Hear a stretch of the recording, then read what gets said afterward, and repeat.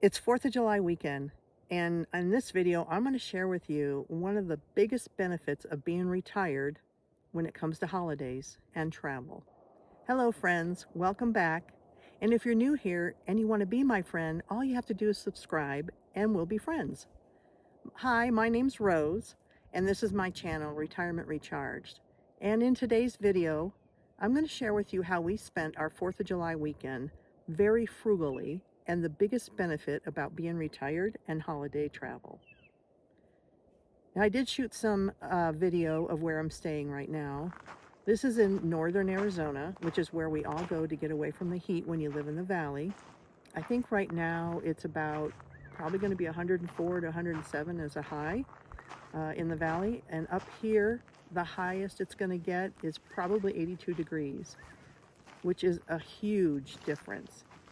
On top of that, when you go up north in Arizona, you're surrounded by blue skies, which hopefully you can see behind me, and these beautiful ponderosa pines.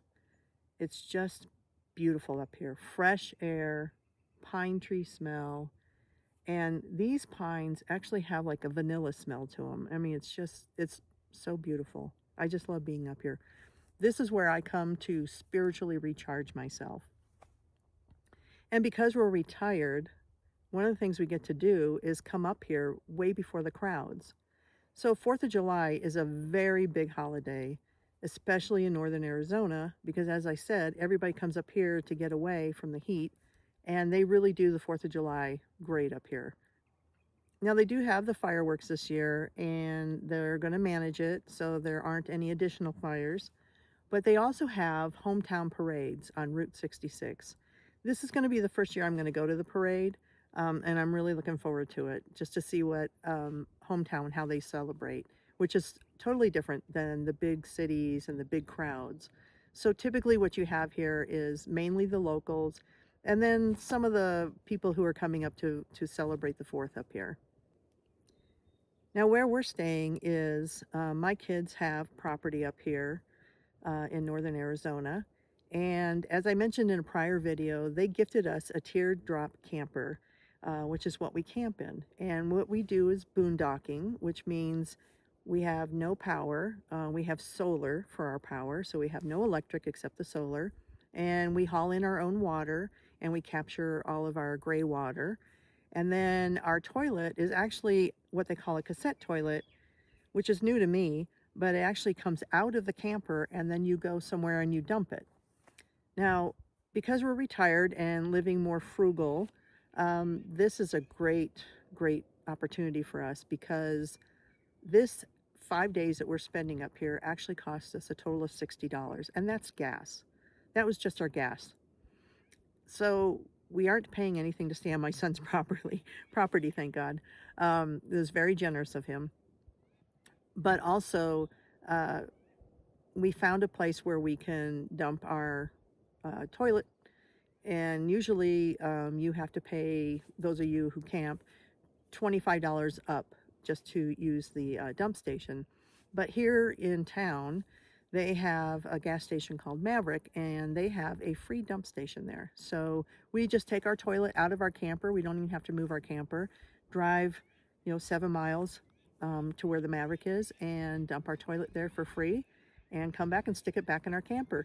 And we can typically, with 2 of us, get about 3 days on our toilet, maybe longer, but I don't want to push it. So 3 days is our max, and then we go try to find a dump station, which, like I said, here is free.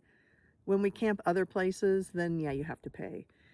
The other thing that we're saving money on is up here in northern Arizona. As I said, it gets very crowded around the holidays, and especially in the summer. For those who want to escape the heat, you can pay probably anywhere from $40 to $100 for a campsite, and that's with full hookups.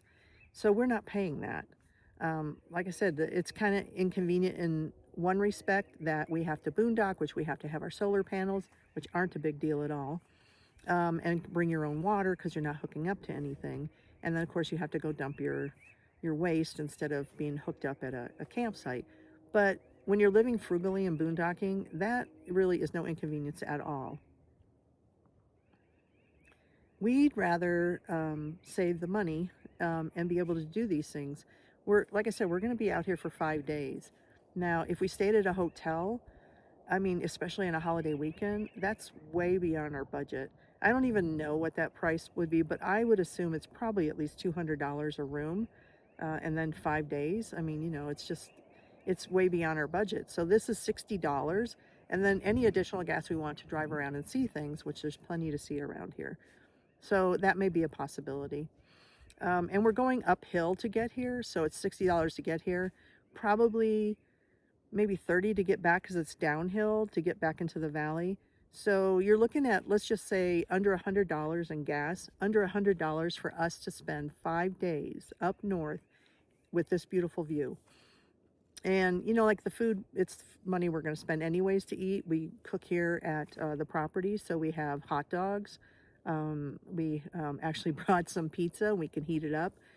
We have a microwave because we have a generator that's a solar powered generator. You can have your morning coffee still and do pretty much anything you would normally do in an RV campsite. Now, one of the benefits of boondocking, because up here you can boondock yourself. You don't have to have your own property. You can boondock in the national forest for up to 14 days in one spot. And most people kind of spread out, so you don't have neighbors close by you like you do in an RV campground. So you can be pretty much spread out. Now, I prefer camping on my son's property because I feel safer here. It's all fenced in. He has about 6 acres. We can see the neighbors. We met the neighbors. So if we needed help, we have neighbors there that we can reach out to. But we don't have the crowd. We don't have the noise. We don't have, we still have bugs. We don't have the loud campfires going late into the night, which I don't begrudge people for that. I mean, you're on your holiday weekend, you're celebrating, you deserve to do that and cut loose and let go and then, and regenerate yourself. But this is more of our style because there's no one near us. It's quiet. The kids are going to join us early on the 4th, and they'll come up and camp on their own property with us. So we'll have some family time together. We'll go into town and watch the parade as a family, and then we'll come back and we'll have dinner. We probably have, cook hamburgers and do the whole marshmallow roasting type of thing at night. The grandkids love that. They love being out here. They have a playground set up for them. And so there's plenty of stuff for them to do and enjoy themselves.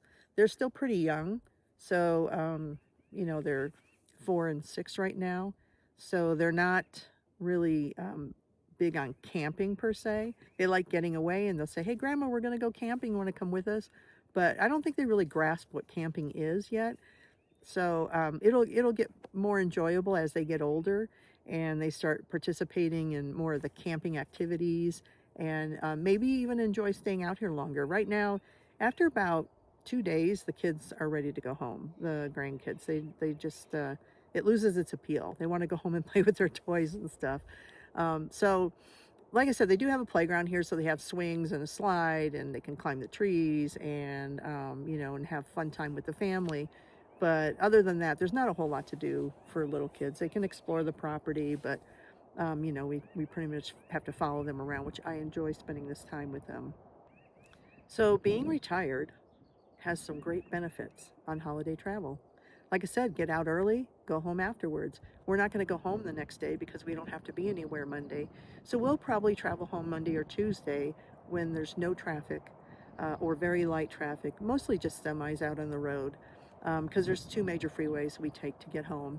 And so it's not crowded. You're not stressed out. You're not bumper to bumper. You're not braking quickly.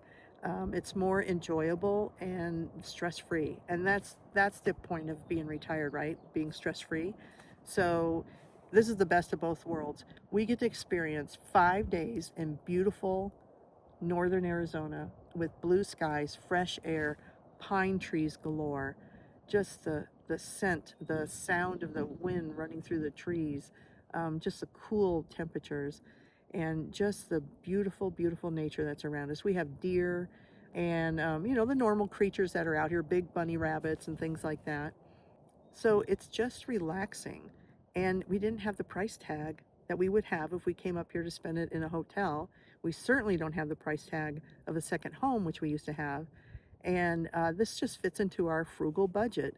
And you can still live in luxury, 6 acres, 5 days in this, not in an Airbnb, not in a hotel, not in an RV campground, but spend 6 days living frugally and enjoying this, God's nature, God's country, just beautiful. Why don't you share with me, because I'm really interested to know, how do you spend your holidays in retirement? Do you travel during the major holidays? And if so, what do you do? Where do you go? Do you go somewhere where you can live frugally and spend some time, a quality time, without spending a whole bunch of money? And especially when you can join your family there and still not spend a lot of money. Share that with me. If you could put that in the comments, I'm really interested to know how other people spend their 4th of July or their major holidays while in retirement. So that's all for now, and I will post again real soon. Looking forward to it. Please don't forget to subscribe. I'm really trying to grow my channel, and I really, really, truly do appreciate those who have subscribed. It means a lot to me, and I'm just going to keep making content and hope that I can share things with people. But most importantly, what you put in the comments is more important than what I have to say, and that really keeps the conversation going. So please comment. Let me know what you do for your major holidays while you're in retirement. Thanks a lot, and I'll see you real soon.